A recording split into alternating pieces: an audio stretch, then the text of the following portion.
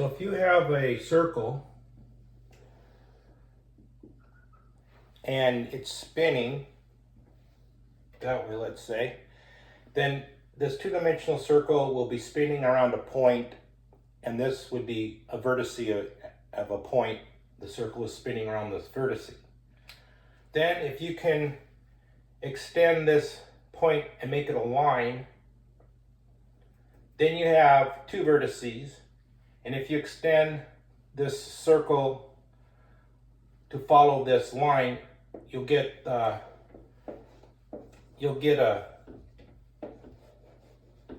sphere, and now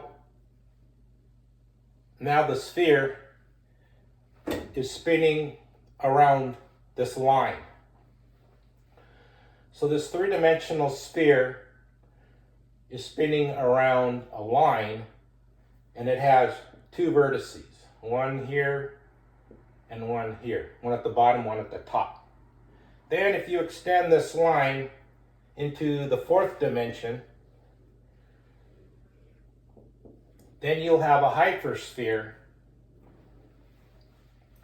and the line gets extended into a plane, and the hypersphere will spin around a plane, and it'll have four vertices, here, here, and here on the corners of the plane.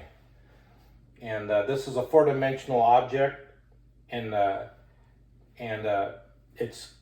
it'll have four vertices, and it'll be spinning around a plane. So in 2 dimensions, a circle spins around a point. In 3 dimensions, a sphere spins around a line. And in the 4th dimension, a hypersphere spins around a plane. Now let's say we take the Feynman path integral for a particle, and for let's say an electron, let's say this is the Feynman path integral for an electron. So it has a negative charge spin up for this vortex vertice, and it has an electron spin down for this vertice.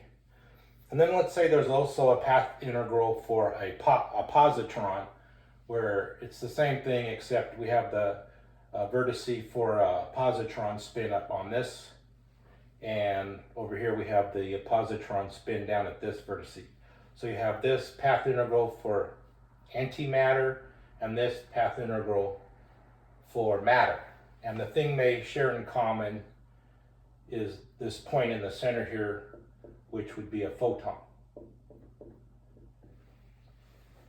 And so if we take these path integrals and we lay them out on a hypersphere, then we can say that this would be the vortice for a spin-up electron.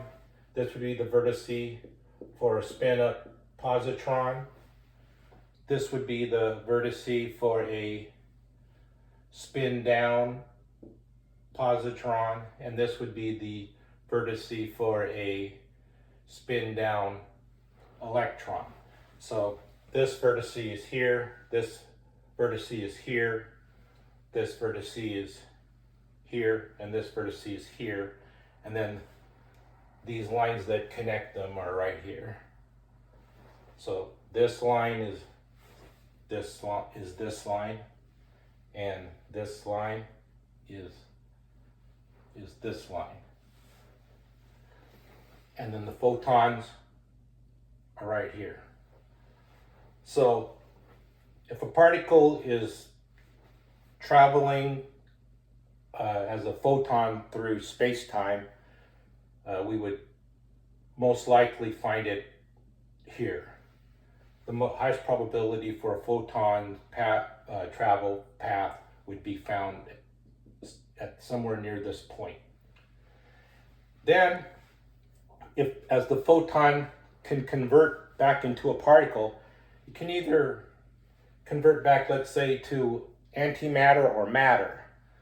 So it can either go back this way, or it can go back this way, or it can go this way, or it can go this way, as it converts from a photon, as the particle converts from a photon to matter or antimatter, spin up or spin down, positive charge, negative charge.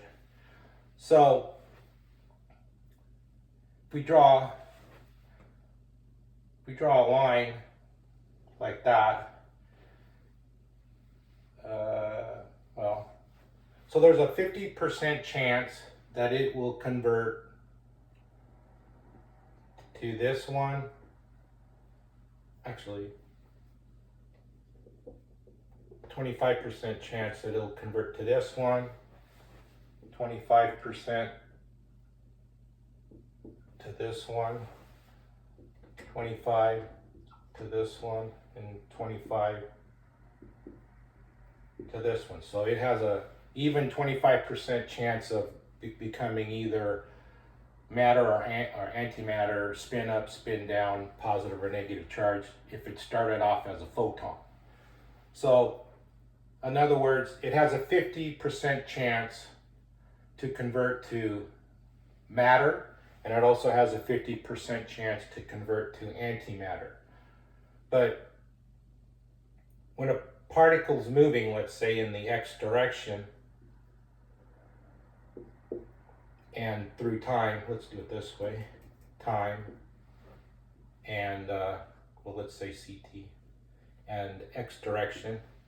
Say particles moving in this way, the y and the z are constant. Let's say, so all of its velocity is in the x direction and the time direction, and there's no velocity components in the y or z direction, so they're not involved. So as the particle starts out as a photon,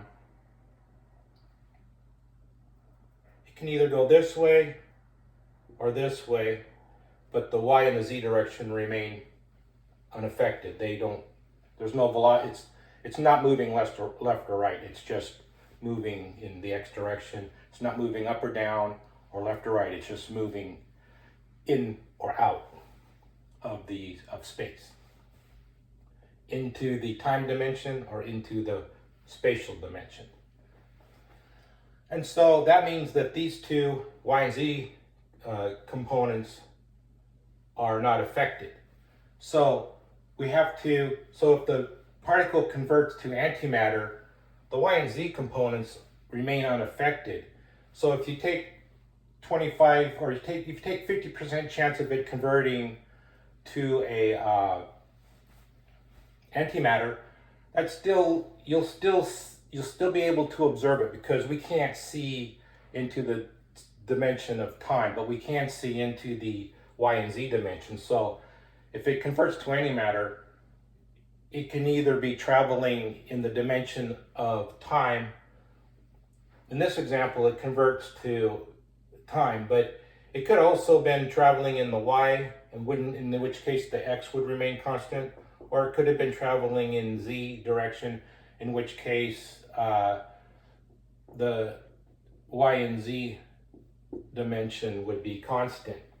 So you have to add that in. So for regular matter, you'd have to add in an additional 16% probability of it going in those other two directions, which remain also the same to us. Doesn't matter if you're in the antimatter or regular matter, those dimensions that remain unaffected remain a probability to either matter or antimatter. It's just the direction in which the particle is moving that converts between space and time. So so if you take 50%, divide it by 3, you get, and then add the probabilities of the two unaffected dimensions together, you'll get 16% probability that they'll be moving in that direction. And so you add 16% from our perspective, from somebody so it's from the perspective of somebody who's made of matter, the electron will have an additional 16% here and an additional 16% there.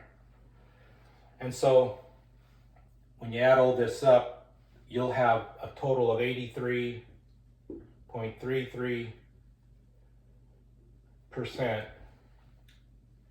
that the particle will move into a direction that remains observable by matter. Also on the antimatter side, it remains the same, because to them they're matter and we're antimatter, so all of this remains valid from the point of view of a antimatter perspective. So from the point of view of matter, there's a 33.333% that the photon will convert into spin up or spin down matter particle. And from the point of view of someone in the antimatter universe, they'd have the same percentages, because for them their matter is our antimatter and our antimatter is their matter, their space is our time, their time is our space. It all works out. So you would expect to see about a conversion rate from a photon into one of these other particles, from our perspective of converting into a particle of matter, to be about 83.33%.